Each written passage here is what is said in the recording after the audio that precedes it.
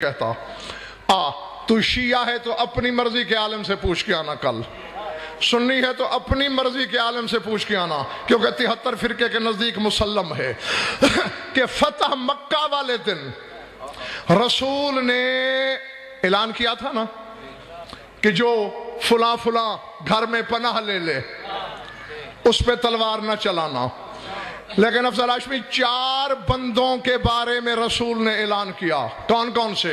اکرمہ بن ابو جہل، عبداللہ بن اختل، عبداللہ بن ابو سرہ اور قیس بن سبابہ۔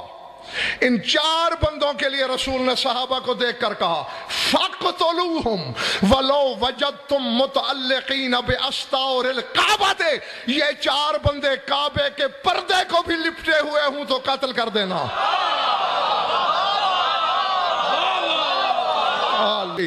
نا میں پہلے حدیث پڑھ کے بتا چکا ہوں کہ کعبے کا پردہ اللہ کا دامن ہے،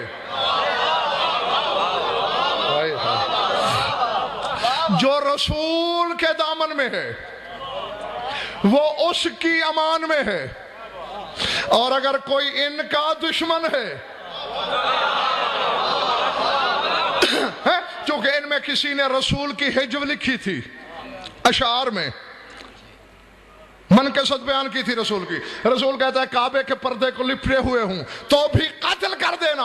اب اس سے بڑا اقتدار اور کیا ہو سکتا ہے کہ اللہ کے دامن سے چمٹا ہوا ہو اور یہ مار ڈالیں۔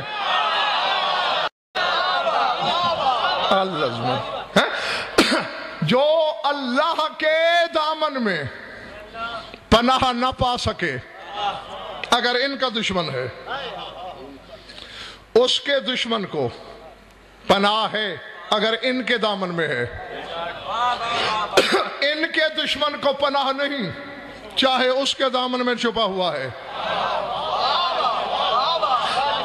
میں زیغم تیرے مجمع کے اذہان کو تیار کر رہا ہوں، جملہ بڑے عامیانہ سے انداز میں کہنا ہے، جانتے میری قوم کے بچے بھی ہیں، لیکن جس تناظر میں چاہتا ہوں اس میں ذرا اسے سنیں، آئینہ ضمیر میں تصویریں دیکھنا۔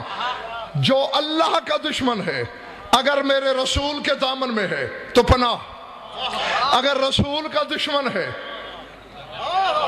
اللہ کے دامن میں بھی پناہ نہیں۔ یعنی دوسرے آسان لفظوں میں یہ اللہ سے چھڑا سکتا ہے،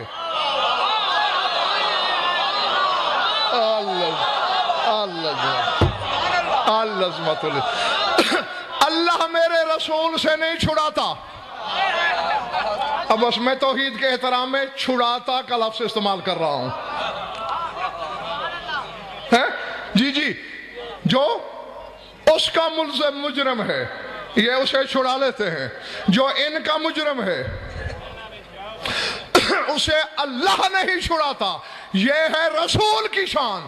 یا علی میں تجھے کیا کہوں، تیری ولایت کا منکر محمد کی بغل میں کھڑا ہو تو عذاب آ جاتا ہے۔